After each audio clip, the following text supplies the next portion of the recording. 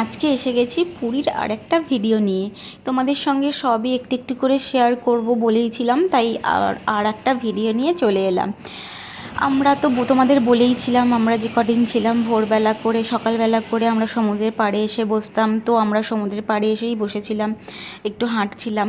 দিয়ে তারপরে এই দাদাটার কাছ থেকে মদনমোহন খেলাম। ওখানকার উড়িষ্যা তো বিখ্যাত মিষ্টি মদনমোহন, তো খেলাম।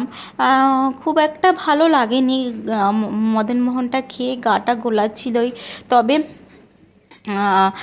বেশ মদনমোহনটা ভালো লেগেছে। ওখানকার স্থানীয় মিষ্টির দোকান থেকে যেটা খেয়েছিলাম সেটা খুব ভালো ছিল। আর এনার কাছে ছানাপোড়াও ছিল, ছানাপোড়াটা আমরা খাইনি, আমরা শুধু মদনমোহনই খেয়েছিলাম। আর খেয়েছিলাম শাঁসওয়ালা ডাব। শাঁসওয়ালা ডাব খেতে তো ভালোই লাগে বলো, তাই আমরাও খেয়ে নিয়েছিলাম।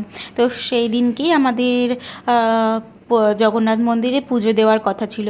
তো তাড়াতাড়ি করে রুমে এসে গেছি। রুমে এসে আমরা রেডি রেডি হয়ে গেলাম। আমাদের দুপুর বিকেলবেলাতেই আমাদের যে পান্ডা দাদা ছিল সে দাদা বলেছিল বিকেলবেলাতে যেতে, তাই আমরা বিকেলবেলাতেই গেছিলাম যাতে ভালো করে দর্শন করা যায়। তা আমাদের যে দাদা ছিল সে দাদা ভীষণ সুন্দরভাবে আমাদের দর্শন করিয়ে দিয়েছেন। দিয়ে আমরা সবাই মিলে রেডি রেডি হয়ে তাড়াতাড়ি করে চলে এলাম মন্দিরে।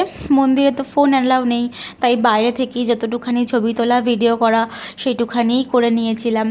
আর গুবলু কিন্তু সানগ্লাস পরে নিয়েছিল, শার্ট প্যান্ট পরে সানগ্লাস পরে নিয়েছিল। আর এইটা দেখতে পাচ্ছ পেছন দিকে যে মেরুন কালারের শার্ট পরে আছে যে দাদাটা, ওই দাদাটাই ছিল আমাদের হচ্ছে পান্ডা দাদা, খুব ভালো।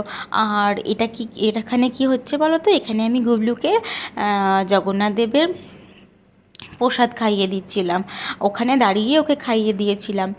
আর ওকে খাওয়াতে গিয়ে একটুখানি মাটিতে পড়ে গেছিলো, তাই আমি ওটা তুলে নিচ্ছিলাম, তুলে নিয়ে রেখে দিয়েছিলাম, কারণ যাতে কারোর পায়ে ঠায়ে না লাগে। আর তারপরে আমরা চলে এলাম হচ্ছে রুমে, জগন্নাথ দেবের প্রসাদ খেলাম। এত সুন্দর খেতে ছিল না, তোমাদের কি বলবো।